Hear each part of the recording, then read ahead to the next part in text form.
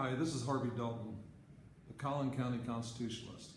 I'm here to talk to you about property taxes again today. First of all, I'd like for you all to know you need to look at this Constitution book right here. It's by the Cato Institute. It'll help a lot with what's going on. I'd like for you to purchase one of these and start reading it. I'm going to go through quite a bit with this today. First of all, got the Declaration of Independence. I got some things on here I highlighted. I'll try to let you see it without you being behind the screen. But it says, in here it says, when in course of human events it becomes necessary for one people to dissolve a political band which have connected them with another, and to assume among the powers of the earth and separate the equal station to which the laws, nature, and nature's God entitle them to dissent, respect the opinions of mankind, requires that they should declare the cause which impel them to the separations.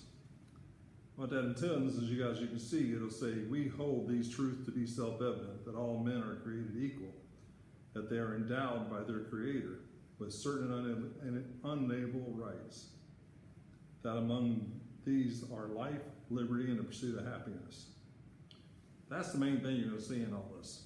Most of the pages that I'm going to read there are going to have that in there, because they stress that in the Declaration of Independence.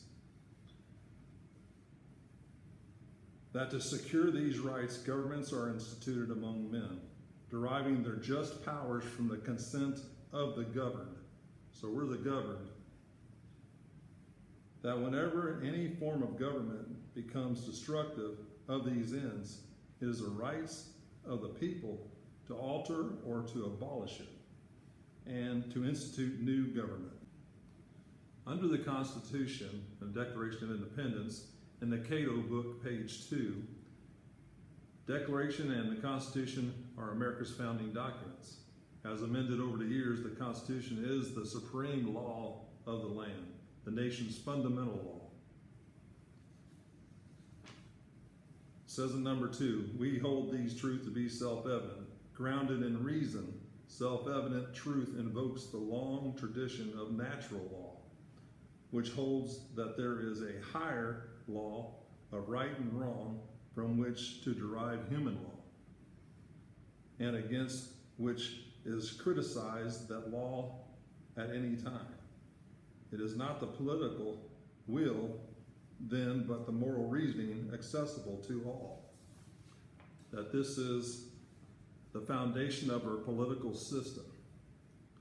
But if reason is the foundation of the founders' vision, the method by which they justify political order, liberty is its aim.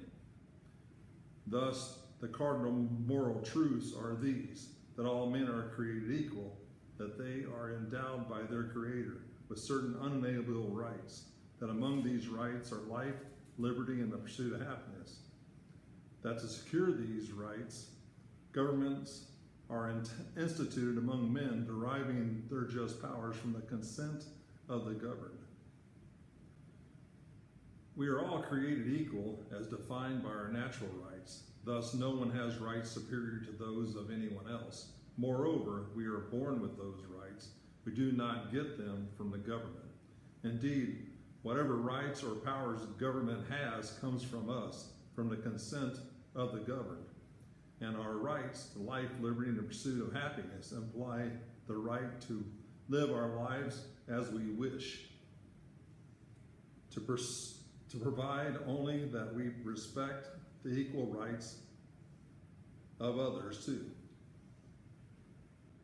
Live as we wish, to pursue happiness as we think best by our own lights, provided only that we respect the equal rights of others to do the same, drawing by implication upon the common law tradition of liberty, property, contract, its principles rooted in the right reason.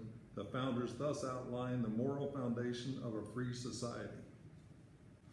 On page 4, in the orange down at the bottom, We the people, for the purpose listed, do ordain the establish this Constitution. All power comes from the people, but as a reflection of the principles of the Declaration, the power the people give to the government to exercise on their behalf is strictly limited. What I just read from was pages 2, 3, and 4 of the Constitution from the Cato Institute, and page 9. Under page 48 of the Cato Institute Constitution book, Amendment number 13, neither slavery or involuntary servitude except exists within the United States or any place subject to their jurisdiction. Congress shall have the power to enforce this article by appropriate legislation. All persons born or naturalized in the United States and subject to the jurisdictions thereof are citizens of the United States and the state wherein they reside. No state shall make or enforce any law which shall abridge the privileges or immunities of citizens of the United States, nor shall any state deprive any person of life, liberty, or property. Now, you won't see any other thing under the Constitution of property other than the word property. That means all property. So let's look at this. This is out of the government's code. It's 22 U.S. Code 7102, number 8. Involuntary servitude. The term involuntary servitude includes a condition of servitude induced by means of any scheme, plan, or pattern intended to cause a person to believe that if the person did not enter into or continue in such condition, that a person or another person would suffer serious harm or physical restraint or the abuse or threatened abuse of legal process. Now, where that comes into is on the back of your tax paperwork. You will find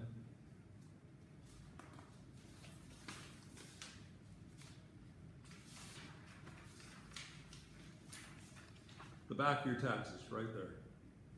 I have an asterisk right here by my fingers right there, so you can see right here in this area. This here is what you want to look at. And this is here. It's a blown up version of it. What that says is penalty by the asterisk, and down below it says on real property and on personal property. Now, with the definitions of this, you can see that it says this. Penalty and interest are imposed at the statutory rate of 12% penalty or 12% per year. Interest on unpaid taxes, whether or not taxpayer received the tax bill by July 1st. A delinquent taxpayer will have incurred 18% penalty and interest and up to 20% for attorney fees and runs a risk of being sued or having his or her property seized after that time. So basically what they got you under involuntary servitude. And the government under its section 22 U.S. Code 7102 definitions that involuntary servitude, the term, includes conditions of servitude induced by the means of any scheme, plan, or pattern intended to cause a person to believe that if the person did not enter into a continue in such conditions that a person or another person would suffer serious harm or physical restraint or the abuse or threatened abuse of legal process. Isn't that what we just heard there? We're getting the abuse or threatened abuse of legal process. That's the biggest problem we have with all of us when it comes to the thing, is that they'll try to take your property if you don't pay property taxes. Well, property taxes are illegal. There's nothing in the definition that says anything in the Constitution that says anything about property taxes and you paying taxes on them. All right, now I'm looking at the articles. Article 1, Section 8 reads this: the Congress shall have the power to lay and collect taxes, duties, impost, and excise. That was amended in 1913. And under the amendment, which is the 16th Amendment, it says Congress shall have the power to lay and collect taxes on incomes. Now, it wasn't originally in there for incomes. Duties, exports, and tariffs or imposed taxes were basically all outside the government from other countries. But now they added income tax to it back in the 16th Amendment in 1913. Okay, let's look into the 14th Amendment right here. As you can see, the 14th Amendment, it exactly says this. No state shall make or enforce any law which shall abridge the privileges or immunities of citizens of the United States, nor shall any state deprive any person of life, liberty, or property without due process of law. So basically what they're telling you there is, you got the 13th Amendment above it, which is the involuntary servitude, and they're using voluntary servitude to collect your tax money from you. They have code, United States Code 22-7102 for the definitions of what involuntary servitude is and the abuse of it. That's right in the government's own code. The state of Texas knows this, but what you're running into is with the Texas Constitution, they're just using all their lawyers and making it to where it's basically not under layman terms, and it's not common law. And the whole basis of this thing is common law. So your battle basically is here. You never ever signed anything saying you're going to pay property taxes. Not once. They just send you a bill based on what they thought it was worth and the value, and next thing you know, you're cutting them a check. Or your mortgage company's taking it out of your thing and they're handling it. And you really want to stop that if you can. You need to deal with that yourself, because they're not letting you know enough about it, what they're charging you every year when you're having taxes done. So again, on the back of your page, take penalty out, put involuntary servitude or coercion. Involuntary servitude basically means coercion. So you use that and eliminate the other two below that, which on real property and personal property, and just basically it's property, and the U.S. Constitution has supremacy over the Texas Constitution. So your property taxes aren't legal, and you basically need to contact your tax assessor or basically your commissioners and let them know about it, and that they're not following the Constitution. They work for you, folks. These people, everybody you elected works for you. You're the person that's in charge. It just takes a few of you to get together to stop this. And what you do is you throw them out of office. If you put me in office and I'm not doing my job, by God, throw me out. That's just the way it should be. The whole thing is I'm supposed to protect your interests, not mine. So that's what I've got to say for it right now. Yes, and by the way, don't forget, all your politicians sign an oath of office to the U.S. Constitution. Hold them to it. Make sure you get a copy of their Constitution. Matter of fact, if I was you, all you call and ask for it at one time. They need to make sure they get that information to you. And they do have a bond too. And the bond on each of these politicians is basically because they're all corporations. And they're trying to protect the corporation by the bonds. And if you have to, you go after their bond. It's pretty substantial. And eventually, if I'm elected, I'll have to have a bond too, and I'll have to sign an oath of office, which I'm more than glad to do it, but it won't be to the Texas Constitution, I can promise you. It'll be to the U.S. Constitution, because that's the one that matters. Anyhow, folks, do what you can. Like I said, we'll be posting another thing up here soon, and we'll go over a little more. If you have any questions, just email me. Thank you. All right, so what we've gone over is the fact that the government, when they set up the taxes in the original Constitution, it didn't have anything to do with property taxes or income taxes or anything like that. And in every part of the Constitution, as you're reading in the Declaration of Independence, it's life, liberty, and pursuit of happiness. And life, liberty, and the pursuit of property. You are not supposed to be taxed on your property, any kind of property, to be honest with you. they've overstepped their bounds on this with the 16th Amendment. But the 16th Amendment had more changes on it too, enumeration. Everything was supposed to be based on enumeration, and they took that out in the 16th Amendment. Basically, it was given your rights under enumeration. They decided that 2/3 of the country, they'd take them from us. Of course, it was during the Depression when they did it, and during that era where no one was paying attention. So your property taxes that they're doing to you now, they're using the word penalty, but penalty isn't really, that's coercion. Whenever they're using something like that, it's coercion. And they're threatening you with your property, and they can't do that. And under the Constitution and the Declaration of Independence, there's nothing that says anything other than the word property. Now I'm going to give you an example. If you go in and you look under 18 U.S. Code 2510 for definitions, and look up the definition of person under that code.